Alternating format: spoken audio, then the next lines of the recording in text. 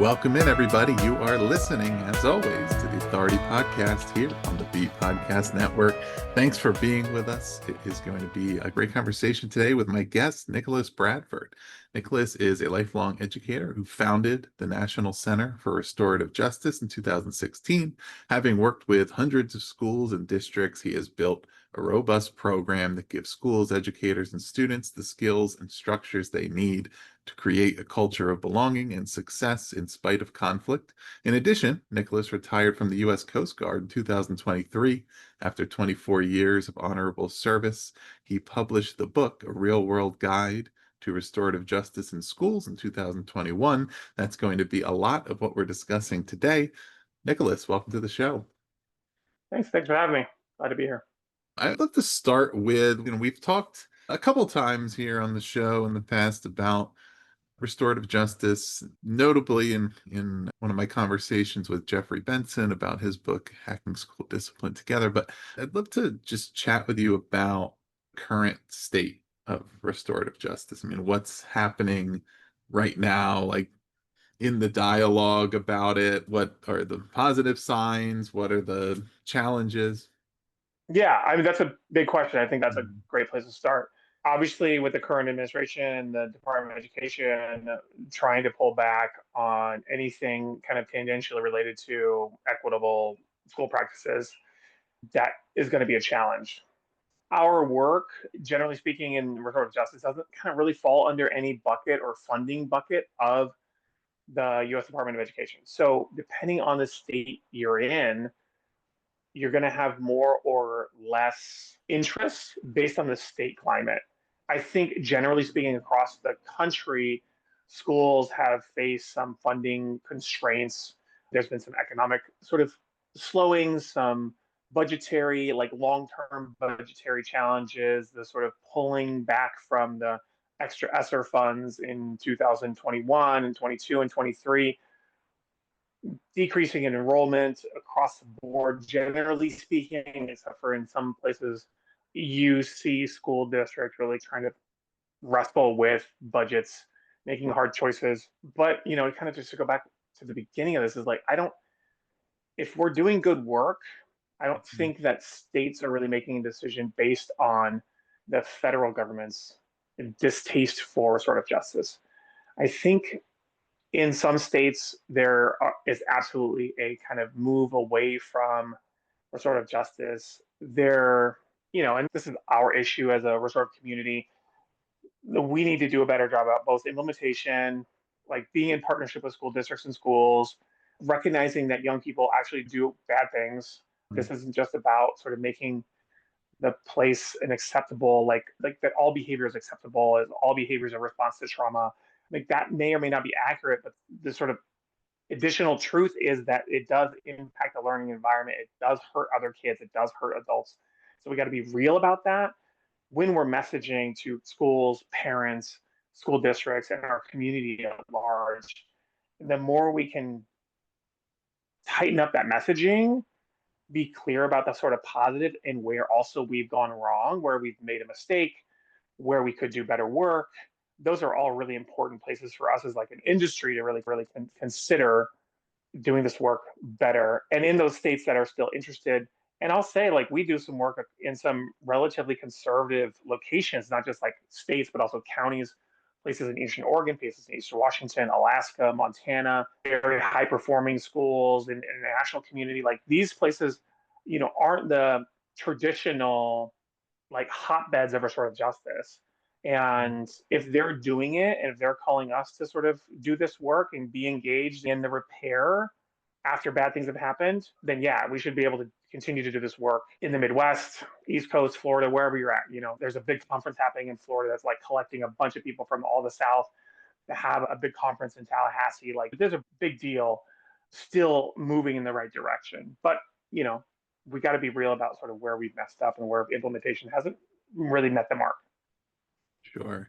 Yeah, and that was going to lead out, I was going to ask about what is free. We're going to get into like the need for restorative justice, defining it, what it's for, who it's for. But I wanted to ask kind of what's often like misunderstood about the terms and what it is, but I actually think within that it's also important to say like, and by whom, right? I mean, do people who work in schools have a certain understanding of it that maybe isn't understood outside of schools and communities? Is it sometimes willfully misunderstood or misrepresented, right? And I guess when we're talking about what are the things that need to be clarified about what restorative justice is and isn't, what it really means and doesn't mean, it's also important to think about, well, who are those audiences that maybe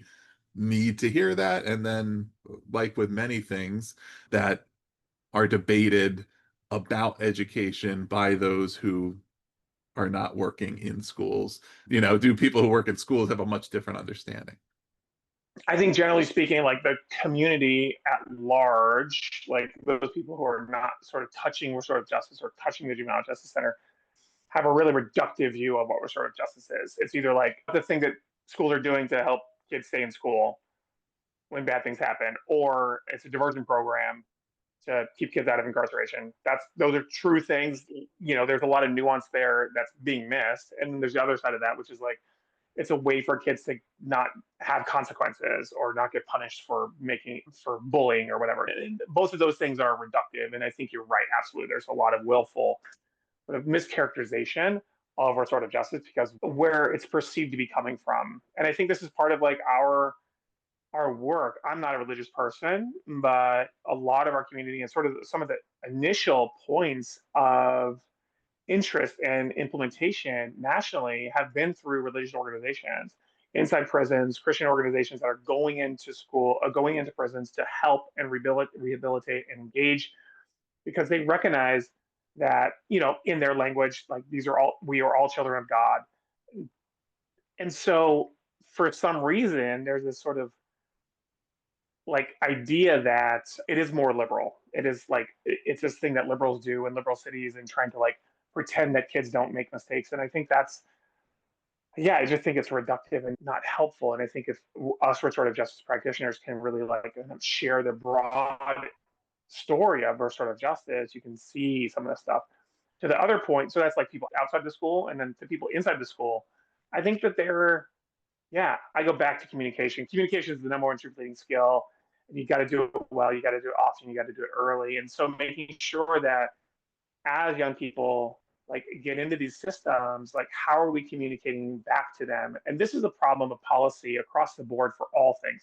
So when young people get into trouble, they go into the office, they get either suspension or restorative kind of approach, right? Either way, there's confidentiality, like policy that prevents administrators from having conversations about these things. And so, and this is the thing that really boggles my mind about like this idea of like, oh, restorative justice isn't working. It's like, well, we have the same experience as teachers when a kid is suspended, except the only thing we know is like, okay, the kid was suspended for 3 days. But I really early on in my like teaching career, I was a substitute, and this teacher talks about this kid who was like messing with the Bunsen burner in his classroom, and he got 2 days or 3 days suspension. And he says, you know what, Jeremy's going to be back and he's going to do the same stupid thing. And this black box of decision making is part of the problem. And so if we're doing it as restorative practitioners, or it's a discipline and sort of a suspension or expulsion, like that black box stuff is really dangerous. Yeah. So teachers who have kind of negative experiences with that, absolutely, like that might be one of the main reasons is because we as both RJ practitioners or administrators aren't sharing in a way that's like semi-public, respectful of kids, but also recognizing that this didn't happen in a vacuum. This actually happened in a community. And so how do we share back with the community in a way that like makes sense? The last thing I'll say about on this, because I think it's just like it's germane, and I was just having a conversation with a principal yesterday about this, is like kids will say the same thing. Like kids will say, oh, at this school we don't get in trouble. And my colleague Benjamin said this the other day, like 2 months ago, and I've been like really like banging this drum. I was like, no, the trouble happened when you got in the fight. The trouble happened when you smoked weed on campus or came to school high, or like this one girl like sneaks off campus and gets drunk with her friend and like comes back to the event, and like that's the trouble. The stuff that happens afterward, it's not the trouble. It's just the sort of consequences. And those consequences can be productive and helpful to like engage in dialogue and learning, or they can be like showing kids the door.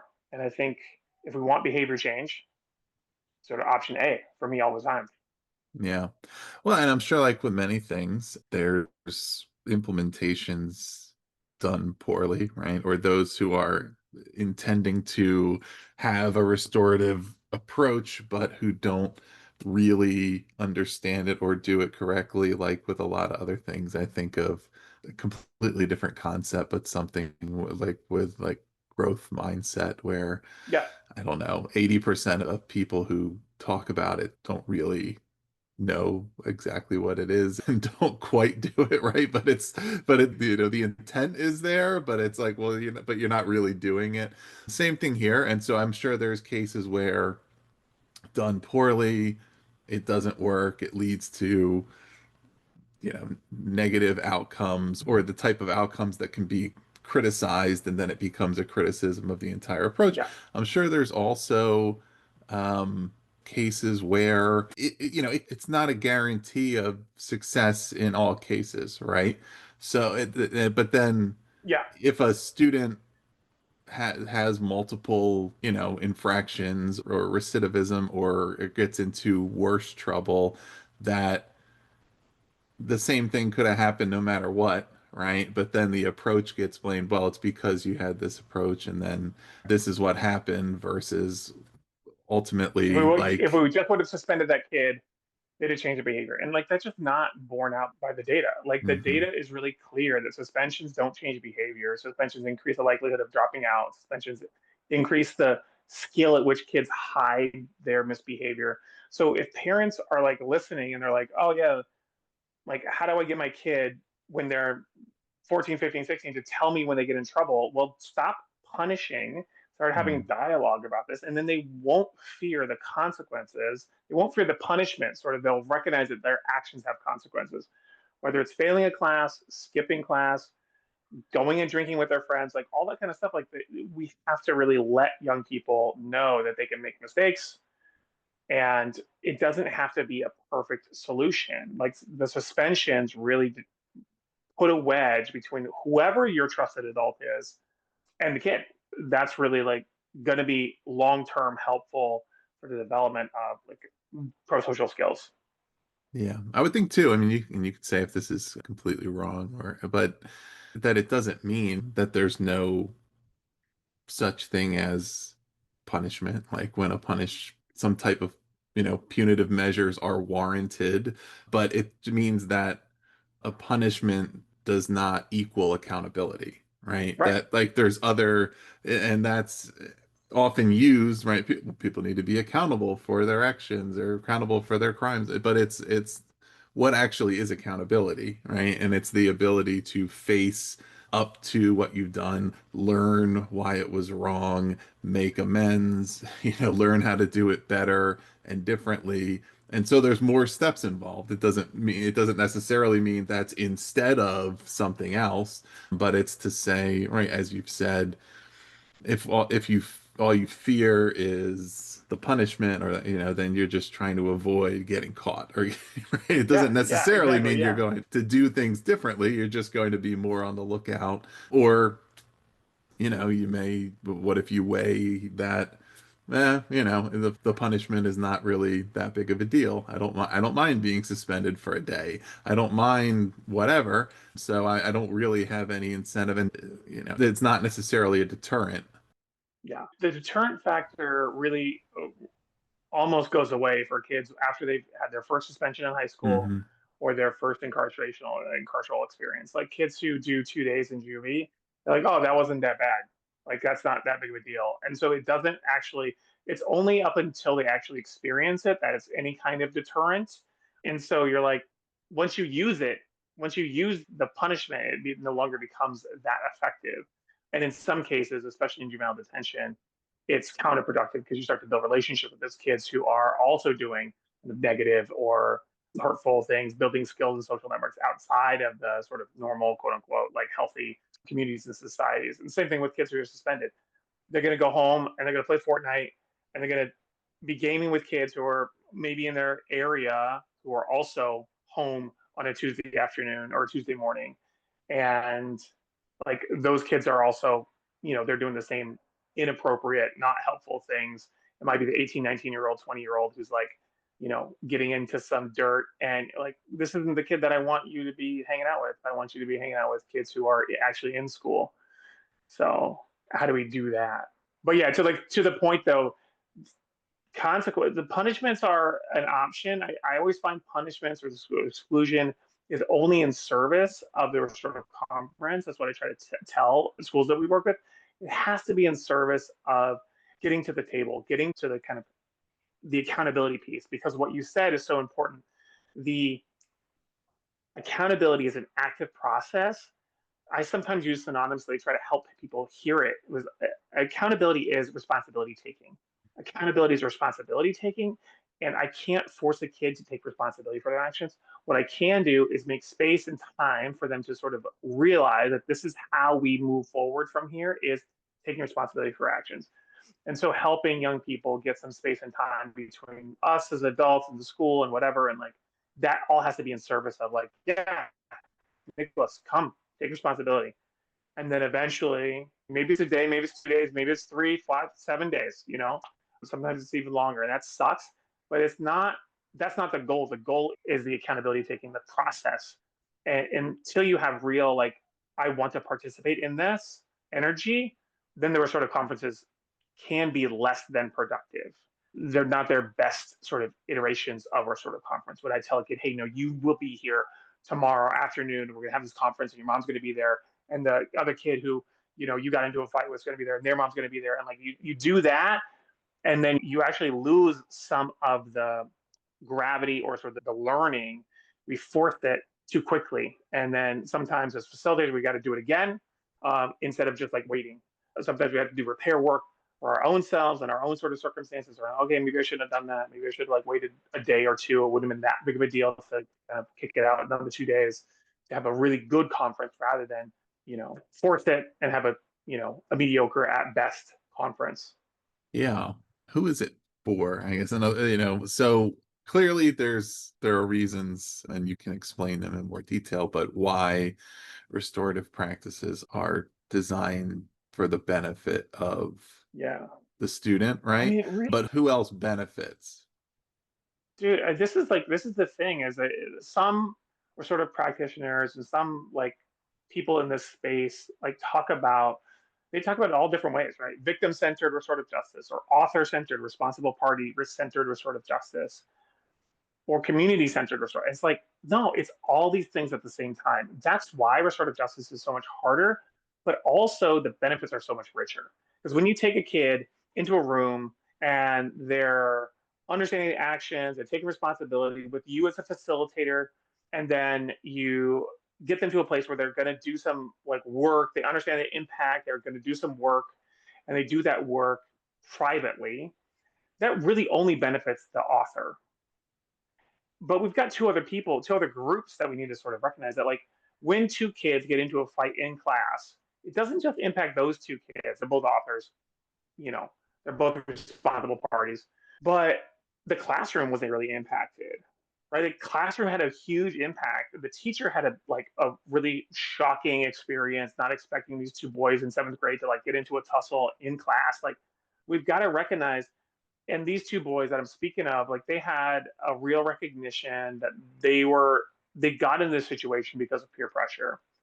Neither one of them wanted to fight each other. They both said, like in this conference, my friends told me that you wanted to fight me and I had to fight you first. And he said the other kid said the same thing, like almost verbatim. My friends told me that you wanted to fight me and I had to fight you first. Like, I mean, this is seventh grade. Of course, that doesn't make any sense to me as an adult, but for a seventh grader, I can put my head on. I can get into that headspace. I'm like, yeah, okay, that for a seventh grader, that makes sense. They had this really like profound unpacking of the fight and of peer pressure, and then they just do it on their own. When in fact, if we had slowed it down and then shared just with the classroom, what powerful learning that it could have been for those 28 other kids in that classroom to be like, oh yeah, like peer pressure does suck. Like I peer pressure my friends. Like my friends peer pressure me. I get it from other kids who I don't even know about, like coming out, skipping or whatever. And I gotta really recognize when that's something I really want to do, is something that is really internal to me, or is it something that's external to me? And so that's a really important part of any restorative system. And then also, if there's a sort of imbalance with the author and a real clear victim, somebody who's really been directly impacted, it's so important for that kid to be like, hey, in a restorative conference with adult support, what you did, I didn't like it, hurt my feelings, Mhm. bothered me, was a just frustrating. It made me feel small. Being able to say that stuff out loud in a conference, I think is really powerful for victims, quote unquote, people who've been directly impacted, are kind of most directly harmed people. I mean, it's essential. Yeah. To summarize, yes, everybody benefits. Right. Everyone benefits. Like from the learning, really, that's part of this, is like the experience and then the learning. It's like it can't be overstated. Right. Yeah. And it speaks to the reasons to, persevere through the Yeah. times when it doesn't feel like it's working, or it just Yep. feels like it would be more convenient to, resort to the simpler kind of Totally. traditional Totally. models of discipline, but that it, right, that, I mean, you can think of the student or any person who's a victim of an incident, that the positive benefit it can have for them when they feel like the author, in your turn, has had an opportunity to reckon with that, to come to an understanding of why it was wrong, to, maybe that it includes make amends, but where it's not just, okay, we've taken that person out of here for a couple of days and they're going to be back in a Yeah. couple of days, and same thing's going to happen again, or it hasn't really been addressed, right? And of course, schools are also supposed to be about learning more broadly. So, what are some of, let's like to maybe define it in more specifics. What are like some of the pillars of restorative justice? Like, what does it look like done right? What are the components that need to be a part of it? These 5 pillars that we work off of, like conflict happens, engage all stakeholders, empower the author and the victim, develop agency, and value empathy. Come to our training. We spend time like kind of unpacking these things. But the one that I want to kind of one thing that's kind of helpful is recognizing that this thing that we say, engage all stakeholders, and it means like as the severity of the harm goes up, the number of people at the table need to go up. And so if it's little stuff, yeah, we're just going to handle it in the moment. We're just going to have the conversation with students. We're going to facilitate conversation between two students. Like the small stuff, you can detention type things that happen, but fights, yeah, that's going to be like a little bit bigger group. We're going to get some people around that. But I've had the pleasure and sort of to both participate in really good conferences based on some really horrendous sort of actions from young people, and having 22 people around a circle, like that's a really important part of like letting kids know that this was a big deal. When a kid calls in like a bomb threat to a school or makes a threat about shooting up a school, like those need to have like really big responses from the school.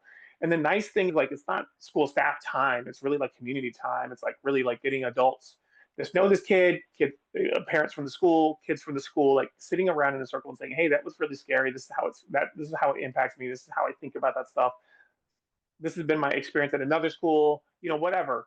So to really make it real, but also letting kids know that like you're an important part of our community, and that's not okay. And so I could spend hours, and I do spend hours like talking about these 5 principles, but sort of that's where we start in our mindset. And then the definition that we use is a relational approach to conflict, which is kind of trying to do both of these things at the same time, build relationships and engage in the conflict at the same time, which, not unsurprisingly, is very difficult to do. And I think that's part of the reason why restorative justice is more challenging than other systems, is because in the face of harm of like kids and adults doing mean things, shitty things to each other, we want to also build relationships as we're having this conversation about like what does it look like to repair? What does it look like to make real amends? What does it look like to recognize how it's impacting other people? But the systems, like sort of the tools, the strategies, the sort of approaches, those all look different, sort of in different circumstances. From one to one to big classroom stuff or low level things, detention, suspensions, expulsions, like welcoming kids back from a suspension that was a long term thing. Like all those things kind of look slightly different, but they kind of operate off those same five principles. Yeah. What are some of the language considerations that maybe are foundational to being able to make the mindset shifts? I mean, it's a two-way relationship there, but I definitely think that with all kinds of things in schools, whether it's around behavior, around academics, around, just the words that we're mindful of using and how we talk about things is an indicator to ourselves about, Yeah. shifting the way we think about things. Certainly, it's a powerful message to students and peers and etc., that it indicates authenticity around it and the fact that we really are a changing approach. I think some of the language, yeah, it's a tricky. I mean, there's a lot there to kind of unpack. Obviously, like I mentioned a minute ago, this idea of like the trouble already happened. So, like kids not getting in trouble, they've already had the trouble, they did it. Yeah. And now we're trying to repair, we're trying to make amends, accountability, really some like real granular understanding about what accountability means and what it looks like when you're taking responsibility. We've got like a five-part kind of piece about accountability. And then conflict and expectation. So conflict is one of those things that I really like to talk about. Conflict is how we traditionally think about it, is like a fight between two people. But conflict is actually like my own expectations aren't being met. So conflict first starts with me. And then what it comes out as when Benjamin is late to class, I come at Benjamin really hard because I have expectations about being respectful and being on time, and that wasn't met. And so I feel a kind of way about it. I feel like personally insulted or whatever, right? But I come at that problem in a way, and then Benjamin yells at me for, hey, Mr. Bradford, get off my case, whatever. It looks like a fight between the two people, but first, it's about my expectations. And the more adults can really like slow down, both in the classroom, but also in our lives, to really be clear about what the expectations are and whether or not these are realistic, fair, or things that I need to tolerate, like my expectations not being met. People don't drive like me. They frustrate me to no end. But if I get in my car every day and be like, these idiot drivers, I'm going to give myself an ulcer, right? I might be in a bad headspace to actually drive, then I become part of the problem. And that's not unlike our situation in schools, right? If I am saying to myself, like those kids or my administrator or my colleagues, my other teachers, or this parent in my classroom, like that's all external. I have no control over that. And so I need to like really unpack my expectations. What's my problem with my parent? What's challenging that thing that I have? Is that something that's really important that I need to like deal with and work with and talk about? Is it something with my administrator that's solvable that I can communicate about it? If it's not, if it's just a policy thing that like nobody has any control over, except the school board maybe, or even not even them, then I need to put that not away but aside and be like, you know what, this is a thing that I bothers me, but I have no control over it. Nobody in my life has any control over it, so I need to set that aside. So doing some real work around conflict and expectations for staff so that we can get good at just like coming at young people a little bit more chill. And I got a 5-year-old almost, right? Like I got a 3-year-old. They're a pain, right? I've worked with all kinds of different kids. I worked with like lots of really challenging young people, alternative programs. I worked with young people who are incarcerated, coming out of prison, all kinds of behavioral stuff. And some of how I come at that is a me problem. And I need to be good. I need to be well. I need to take care of myself so that I can be calm and deliberative in and around these issues that really bother me, even though they might be a small thing, like coming to class late, not having your pencil out, right?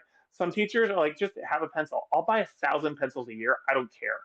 Just here's a pencil, grab the pencil from my box. Other teachers are like, it bugs me. It bugs the hell out of me that like kids don't come to my class with a pencil and I have to supply a pencil to Nicholas every time. And so I need to get good. I need to get well so that that level of conflict doesn't overpower my ability to come at a student slowly and notice, hey, Nicholas, I noticed that you haven't had a pencil at any point this week. What's up with that? Right? As opposed to, telling him, yelling, and, or not giving him the pencil and having no work done, right? Like that's the other alternatives. Like, well, natural consequences, you know. Does that kind of make Hmm. some kind of sense?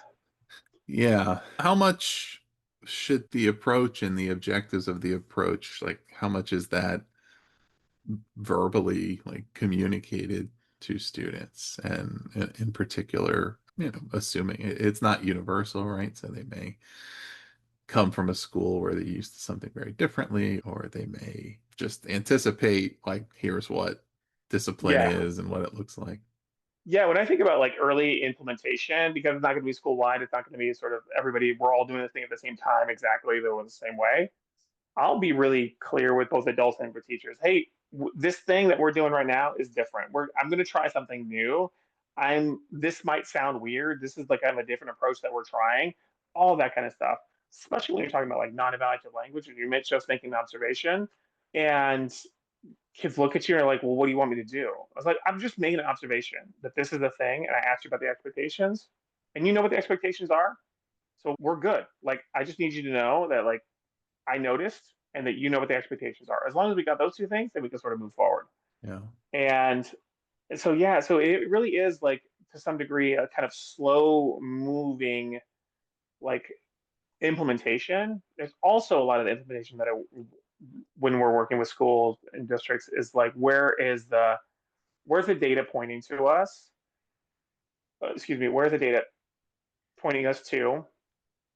And then where are the sort of easy light things that we can implement that are sort of accessible, right? Mm. So if you've got opportunities to do work already, if you've got a counseling group or some sort of other support group, chill out space, like all those kind of things, like we want to be looking at those systems that are already in place to dovetail to make that a little bit more seamless and clear around like what the expectations are. So yeah. Yeah. What does, I guess, like follow through look like? I mean, so you write about the restorative cycle, right? There's clearly a number of steps. Um, how does a school commit to completing the process and not stopping it too soon or thinking that we mission accomplished? In individual incidents, it could be broader. What is it kind of, what are some of the important components to keep in mind Yeah. with that might seem like, I mean, it could feel like overkill, I guess, or it could feel like, well, I thought we were kind of done with that, but I'm sure there's some importance to making sure that like if we really are focused on this being restorative, that we have gotten all the way to the completion of that process. Yeah, I think that's right on. Like you really have to have some limits and some real clear expectations about what it looks like when we're done with the process. And so we have like a sample contract that people use and they edit it and sort of change things so that it makes sense for them. But there are really clear like line items for young people to do. We've got a menu of options that schools fill out to kind of make more robust. And then they offer those sort of through collective decision making and sort of put some things down. And typically, contracts shouldn't go more than 2 weeks. Like you should be able to do this work within 2 weeks. If it's something that you need to do more work than 2 weeks worth of work, then maybe this kid should have been suspended and it should give him some time outside of school in order to do the things that he needs to do.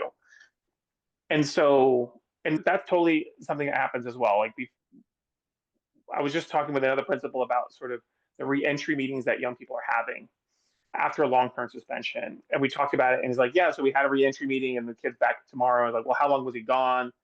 21 days. Well, we should have had this meeting at like day 7, day 5, so this kid could start doing some work to show the school that they get what happened was not okay and that they're doing the work to make amends. Because Yeah. adults sometimes struggle with kids' affect, like the way they present themselves.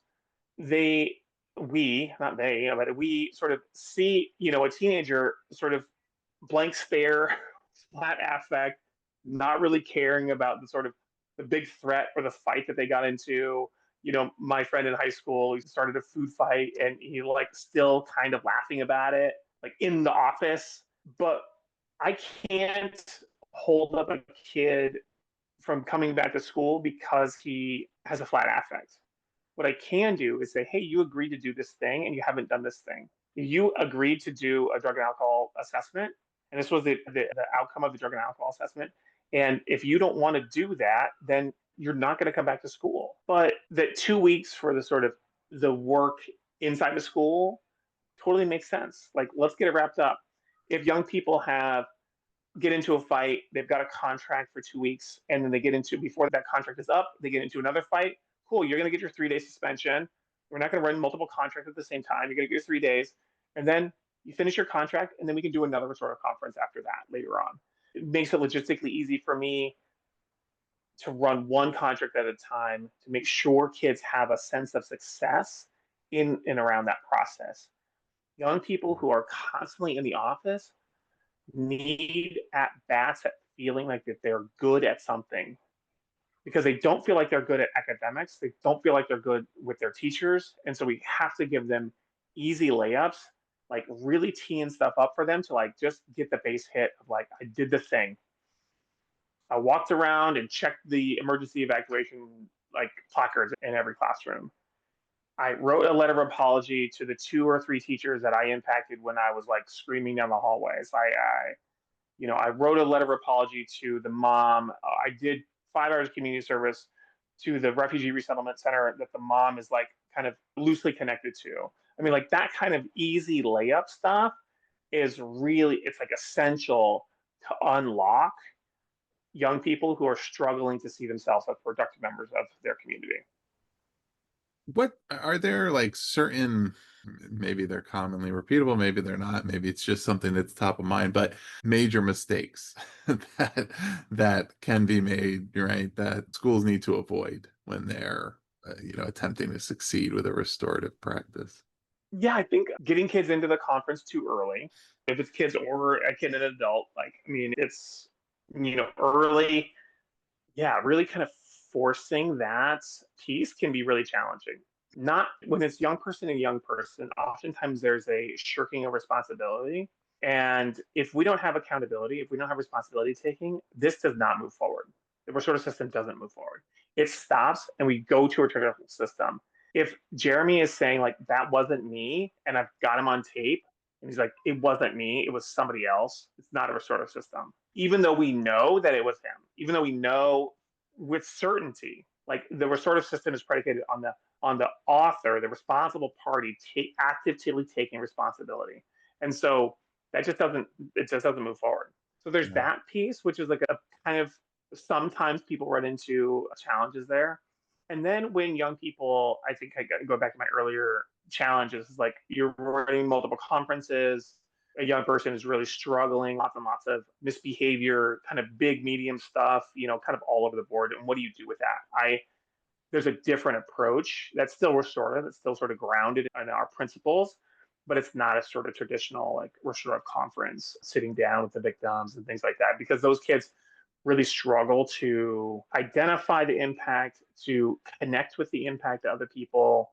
They Sometimes there's just not enough like self-efficacy, like that I'm a good person for that thing to move forward. That doesn't mean we don't have a restorative system, which is really important, is that there's a different restorative system that we have, and we could talk about it another time, but that's a different option. And I think the other piece sometimes in my trainings that we kind of folks get hung up on, if victims aren't ready or authors aren't ready. As a public school employee, we have a responsibility to provide education opportunities for everyone. And so just because somebody who's been hurt or impacted by that doesn't want to participate, or doesn't want that kid back in school, doesn't mean that we as a school don't have responsibility to allow the opportunities to come forward. And that goes both ways, right? So victims whose authors don't want to take responsibility, bullies or something like that, where it's like, that wasn't me, or it wasn't that big of a deal. Like, we need to still to do work to help that kid or kids like feel that the school is responsive to their needs, and not just the adults. And I think this is really important in this sort of work, is like, it's not just adult work with kids, but this is kid work. And it's both kid work when it comes to the conflict, but it's also kid work when it comes to support and community members, and allowing young people to support each other in ways that can be really helpful, in ways that we as adults don't understand, and can't be there for young people in a way that like makes developmental sense for them. Because just such a difference between having a ninth grader, an 11th or 12th grader tell a ninth grader, I see you can do better. Like, that's a very different experience when it comes from an adult.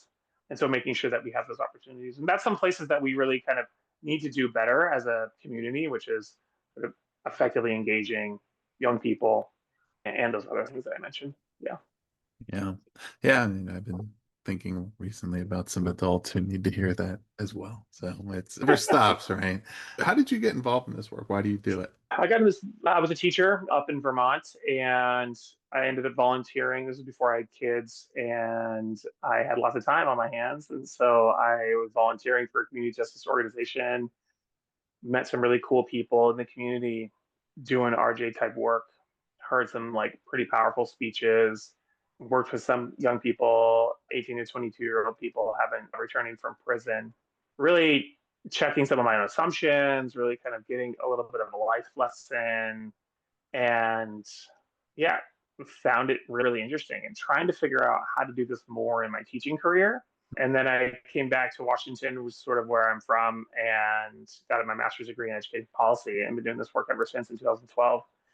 And I've started and been running on the ground, working with schools and school districts, and building something that's hopefully having an impact in the world.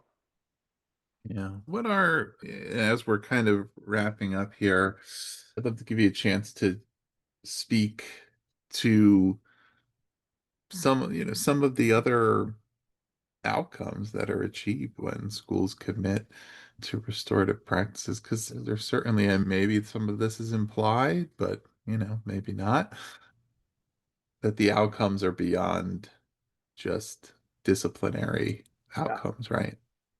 Yeah, I mean, obviously we have the sort of big ones, which is sort of big reductions and suspensions. We see sort of anywhere between 50 and 80% on a good implementation, a reduction in suspensions, which, to some of this, like thinking about seat students in seats is important, right? Like, we need to make sure that we have kids in the building in order to do the work that we were doing. So a reduction in out of school time, super important. A reduction in out of classroom time, equally important, maybe more important. We see a lot more kids visiting the office, and we see them staying home for disciplinary stuff. And so making sure that we have this system in place, or sort of system, so we get them back into the classroom. I am a firm believer that the primary relationship in a school is between the teacher and the student. That's the primary relationship that we need to be focused on, whether you're an administrator or an RJ facilitator, or like anybody else in the building. Like, that's the primary relationship. So the more we can nurture and focus and support that relationship, the better.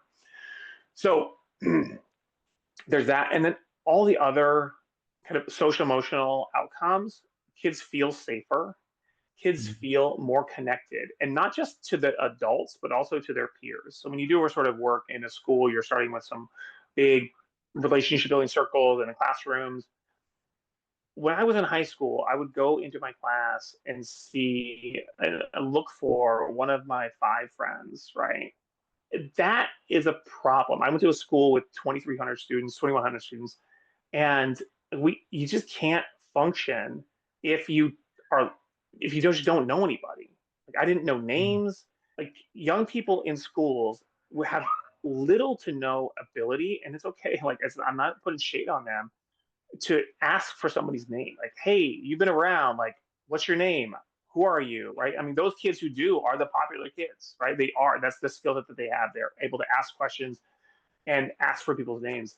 And that's how you get sort of credibility. That's how you get the sort of skill set, is by sitting in circle, asking questions, learning people's names, doing that repeatedly. Even if you think that your kids know each other, just do it again midway through, do it again at the end, do it all year. building relationships, because that school bonding, there's the three big kind of components of post-secondary success, the factors that affect positively post-secondary success: single adult positive relationship, positive peer relationships at the school, and then school bonding. The school is a place that I belong to and belongs to me.